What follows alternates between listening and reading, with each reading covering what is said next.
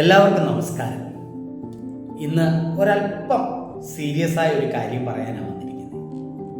Police സേനയിൽ ജോലി ചെയ്യുന്ന എൻ്റെ ഒരു സുഹൃത്ത് എന്നോട് പറഞ്ഞ ഒരു സംഭവം പ്രിയപ്പെട്ടവരുടെ ശ്രദ്ധയിലേക്ക് കൊണ്ടുവരികയാണ്.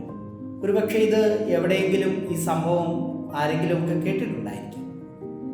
എങ്കിലും എൻ്റെ ഈ പോലീസ് സുഹൃത്ത് ഈ സംഭവം എന്നോട് സൂചിപ്പിച്ചപ്പോൾ അത് സംബന്ധിച്ചൊരു വീഡിയോ തയ്യാറാക്കണമെന്ന് എൻ്റെ മനസ്സ് പറഞ്ഞു.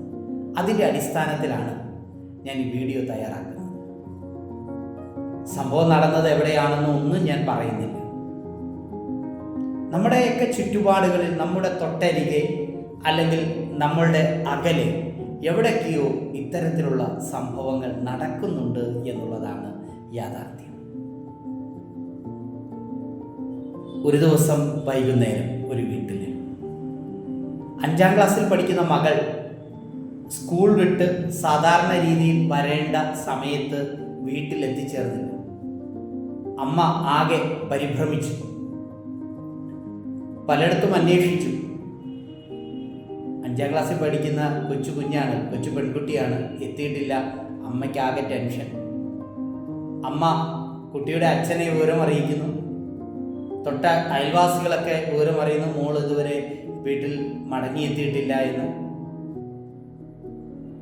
ആരോ ഒരാൾ പറഞ്ഞു, നമുക്ക് പോലീസിൽ കൂടി ഒന്ന് വിവരം അറിയിക്കാം, ഇത്ര സമയമായില്ല, ഇത്ര നേരമായിട്ടും വന്നില്ലല്ലോ എന്ന്. അതിൻ്റെ അടിസ്ഥാനത്തിൽ പോലീസിലും വിവരം അറിയിച്ചു. പോലീസ് സ്ഥലത്തെത്തി. ഈ അമ്മയോട്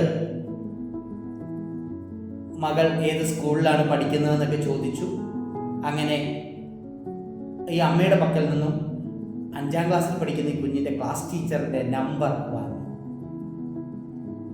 ക്ലാസ് ടീച്ചറിൻ്റെ നമ്പറിൽ വിളിച്ച് വീട് എവിടെയാണെന്ന് തിരക്കിയ ശേഷം ഈ പോലീസ് ഉദ്യോഗസ്ഥർ ഈ ക്ലാസ് ടീച്ചറുടെ വീട്ടിലെത്തി.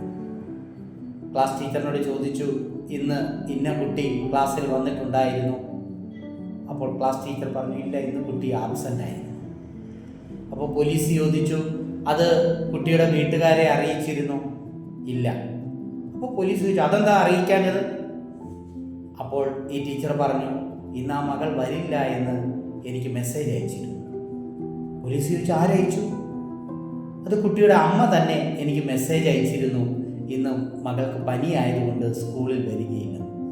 ഈ ക്ലാസ് ടീച്ചർ സ്വന്തം മൊബൈൽ ഫോൺ എടുത്തുകൊണ്ട് വന്ന് പോലീസ് ഉദ്യോഗസ്ഥരെ കാണിക്കുന്നു. പോലീസ് ഉദ്യോഗസ്ഥർ പരിശോധിച്ചപ്പോൾ കുട്ടിയുടെ അമ്മയുടെ നമ്പറിൽ നിന്നും ക്ലാസ് ടീച്ചറിൻ്റെ മൊബൈൽ ഫോണിലേക്ക് ഒരു സന്ദേശം എത്തിയിരിക്കുന്നു, മകൾക്ക് പനിയായതുകൊണ്ട് ഇന്ന് ക്ലാസ്സിൽ ഹാജരാകില്ല. പോലീസുകാർ ഈ അമ്മയോട് തിരക്കി, ഇപ്രകാരം ഇങ്ങനെ ഒരു മെസ്സേജ് അയച്ചിരുന്നു. അപ്പോൾ അമ്മ പറയുകയാണ്, കരഞ്ഞുകൊണ്ട് പറയുകയാണ്, ഇല്ല, ഞാൻ അങ്ങനെ ഒരു മെസ്സേജ് അയച്ചിട്ട് പോലുമില്ല. അപ്പോൾ പോലീസ് ചോദിച്ചു, അങ്ങനെയെങ്കിൽ നിങ്ങളുടെ ഫോൺ മറ്റാരെങ്കിലും ഉപയോഗിക്കാറുണ്ടോ? ആ അമ്മ കരയുകയാണ്. അപ്പോഴും അമ്മ പറയുകയാണ്, എൻ്റെ മക്കളല്ലാതെ മറ്റാരും എൻ്റെ ഈ ഫോൺ ഉപയോഗിക്കാറില്ല. പോലീസ് ദ്രുതഗതിയിൽ ആ സംഭവത്തിൽ ഇടപെടുന്നു. സന്ദേശങ്ങൾ പലയിടത്തേക്കും കൈമാറുന്നു. അവസാനം കുഞ്ഞിനെ കണ്ടെത്തി. കുഞ്ഞിനെ കിലോമീറ്ററുകൾക്കപ്പുറത്ത് മറ്റൊരാൾക്കൊപ്പം കണ്ടെത്തി. ഞാൻ ഇനി ആ സംഭവത്തിൻ്റെ മറ്റു കാര്യങ്ങളിലേക്കൊന്നും പോകുന്നില്ല. പ്രിയപ്പെട്ട രക്ഷിതാക്കൾ, അധ്യാപകരും തിരിച്ചറിയേണ്ട ഒരു കാലം, നമ്മുടെ കുഞ്ഞുങ്ങൾ സാങ്കേതികപരമായി നമ്മളെക്കാൾ വളരെ ജ്ഞാനമുള്ളവരാണ്. അവരുടെ പരിജ്ഞാനം നമ്മൾക്കൊക്കെ മുകളിലാണ്. നമ്മളെയൊക്കെ അതിവിദഗ്ധമായി കബളിപ്പിക്കുവാൻ ചില കുഞ്ഞുങ്ങൾക്കെങ്കിലും കഴിയുന്നുണ്ട് എന്നുള്ളതാണ് യാഥാർത്ഥ്യം. ഈ സംഭവത്തിൽ തന്നെ നോക്കുക, അമ്മ അറിയുന്നില്ല, കുഞ്ഞ് പ്രീ പ്ലാൻഡ് ആണ്. അന്ന് സ്കൂളിൽ പോകുന്നില്ല, അന്ന് മറ്റു കാര്യങ്ങൾ കുഞ്ഞ് പ്ലാൻ ചെയ്യുന്നു.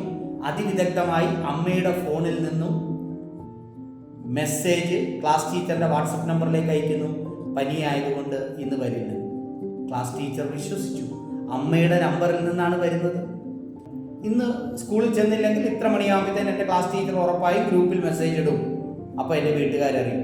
അതിവിദഗ്ധമായി ഈ കുഞ്ഞ് അപ്രകാരം ചെയ്തു.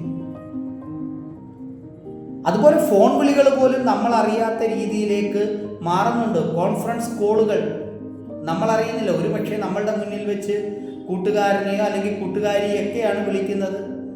നമ്മുടെ ഫോണിൽ സേവ് ചെയ്ത ഒരു നമ്പറിലേക്കാകാം വിളിക്കുന്നത്. പിന്നീട് ഈ കോളുകൾ കോൺഫറൻസ് കോളുകളാകും. അവർക്ക് ഇഷ്ടമുള്ളവരൊക്കെ ആ കോൺഫറൻസ് കോളിലേക്ക് വരുന്നു, മറ്റുള്ളവരെല്ലാം ലെഫ്റ്റായി പോകുന്നു. നമ്മളപ്പോഴും വിശ്വസിക്കും അത് കൂട്ടുകാരിയെ അല്ലെങ്കിൽ കൂട്ടുകാരനെയാണ് വിളിച്ചത് എന്ന് നമ്മൾ വിശ്വസിക്കും. ഞാൻ പറയുന്ന ആരെയും കുറ്റപ്പെടുത്താനല്ല, നമ്മൾ അല്പം കൂടി ജാഗ്രത പുലർത്തേണ്ട കാലഘട്ടത്തിലൂടെയാണ് കടന്നു പോകുന്നത്.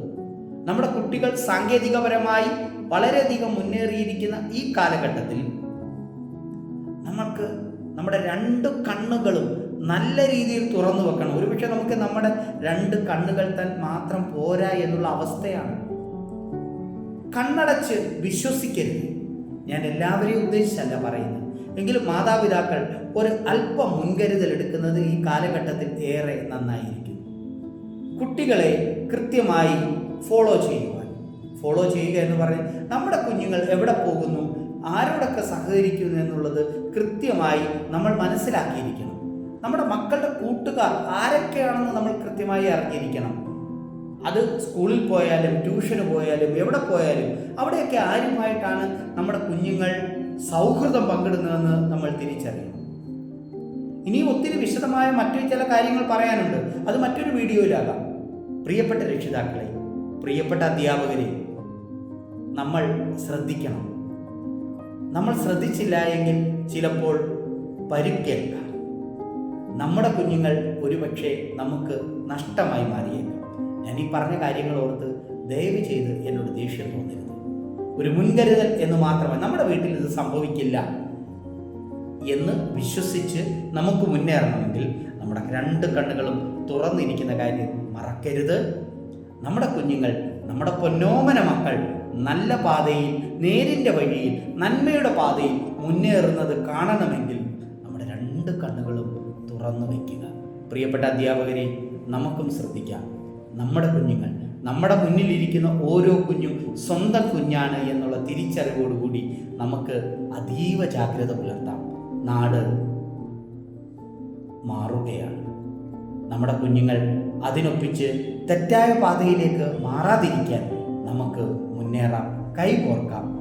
ഒരു കൂട്ടായ്മയോടെ ഒത്തൊരുമിച്ച് നമ്മുടെ പുതുതലമുറയെ, ഭാവി തലമുറയെ നമുക്ക് നന്മയുടെ വഴിയിലേക്ക്